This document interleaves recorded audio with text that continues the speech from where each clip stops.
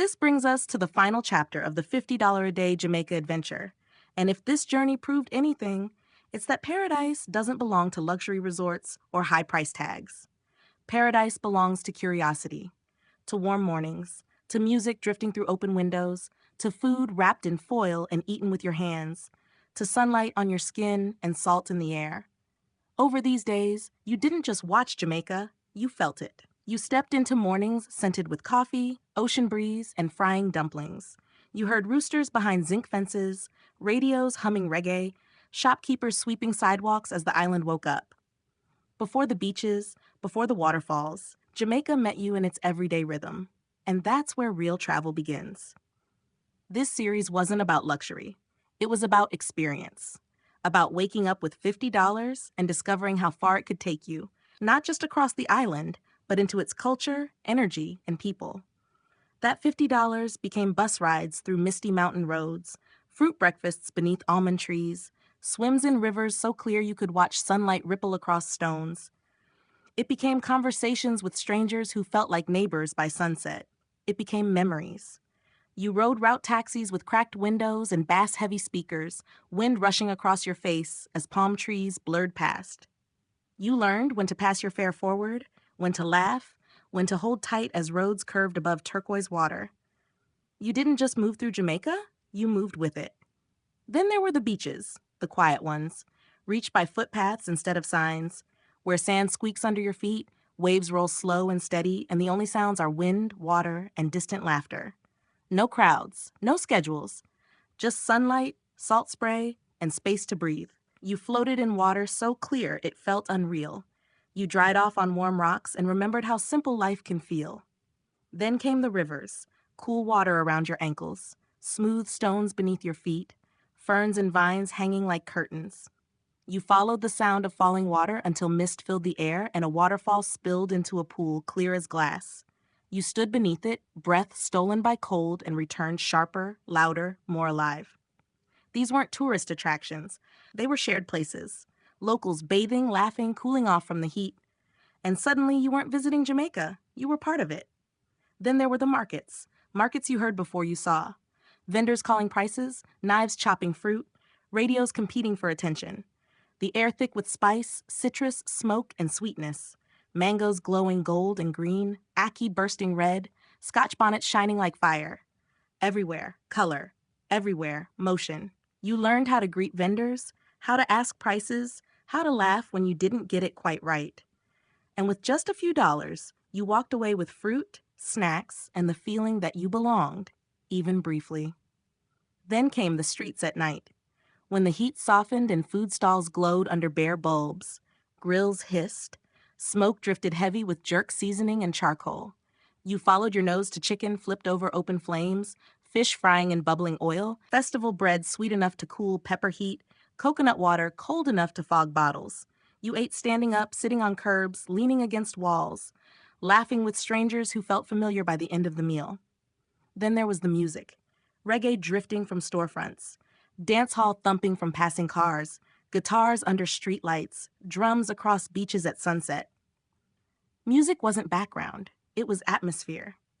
It wrapped around conversations. It gave rhythm to living. Even when you didn't know the lyrics, you felt the meaning. Joy, struggle, love, pride.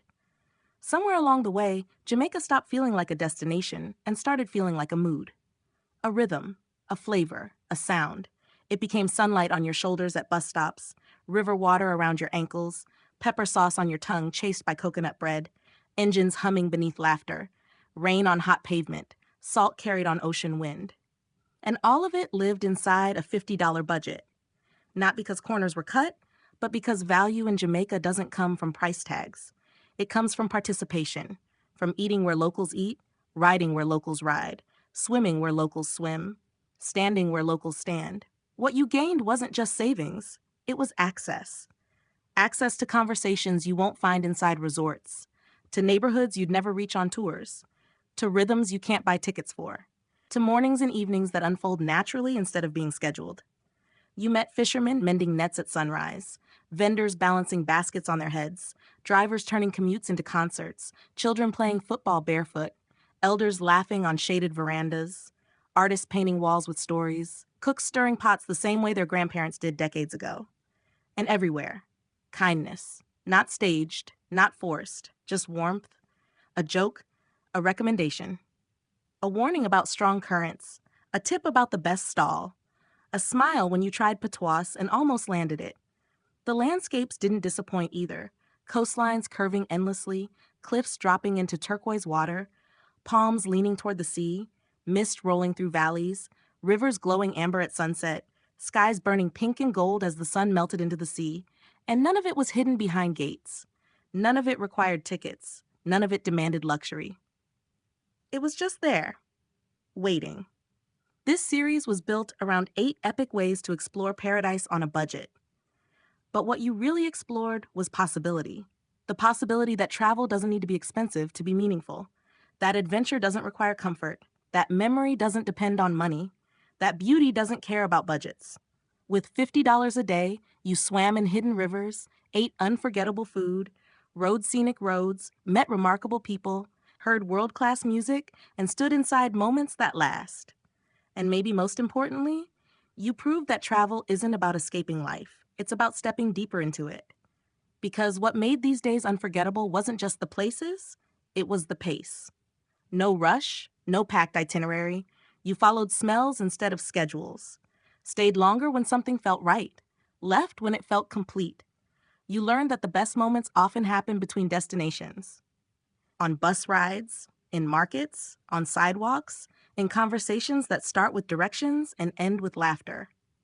This series didn't show you Jamaica through luxury suites. It showed you Jamaica through footsteps, flavors, rhythms, and shared spaces. From the curb where you ate jerk chicken with sauce on your fingers. From the riverbank where you dried off in sunlight. From the bus seat where mountains rolled past your window. From the market aisle where mangoes perfumed the air. From the sidewalk where music spilled from open doors. From the beach where sunset erased time. And maybe that's the biggest takeaway. That the world doesn't open to those who spend the most. It opens to those who notice the most, to those who listen, to those who slow down, to those who wander off the main road, to those who taste unfamiliar flavors, to those who trust curiosity more than comfort. And Jamaica rewards that mindset beautifully. Because here, the island isn't just scenery, it's conversation, it's culture, it's cadence, it's community. And now, as this journey wraps up, you're not leaving with just footage. You're leaving with memory texture, with smoke and spice in the air, with waves and bass lines in your ears, with sunlight on your skin and river water on your ankles, with laughter and stories in your chest. You're leaving with Jamaica inside you. And the best part? None of it required wealth, just openness, just movement, just $50 a day and a willingness to let the island lead. So if you've been watching this series thinking paradise is out of reach, let this be your proof that it isn't. Paradise doesn't live behind gates. It doesn't require wristbands. It doesn't demand reservations. It lives in street food stalls, in bus rides, in markets, in rivers, in beaches, in conversations, in music, in moments. And Jamaica offers all of it generously. This wraps up the $50 a day Jamaica adventure. 8 epic ways to explore paradise on a budget. And proof that the richest travel experiences aren't bought, they're lived.